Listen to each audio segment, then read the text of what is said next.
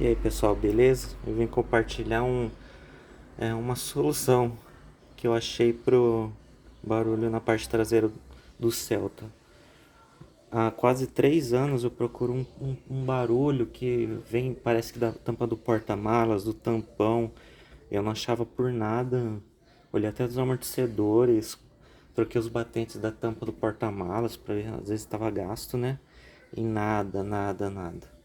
E eu vi um vídeo, e se eu achar ele de novo no YouTube eu vou postar.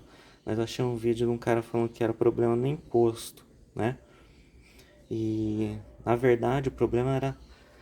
Ele falava dessas buchas que tem aqui, ó. Não vai dar pra ver muito bem porque cobre aqui, né? Mas esse plástico aqui que corre o encosto do banco quando você deita o banco do carro, né? E ele disse que começa a dar atrito, não sei se é uma folga, dá um atrito entre essa bucha e a parte de metal do carro ali. E a dica que ele deu, ele coloca uma graxa, ele diz que é sintética e com o tempo ela vai engrossando. Só que ele não falou do que se tratava, né? Então o que que eu fiz? Tirei o encosto traseiro, tá? Para você tirar o encosto traseiro, você deita o banco e quando ele estiver nessa posição aqui, você pega na parte de baixo dele e faz um movimento rápido nos cantos que ele solta. Daí vem junto essa bucha de plástico aqui, ó. Aqui ela. Tá até um pouquinho de graxa.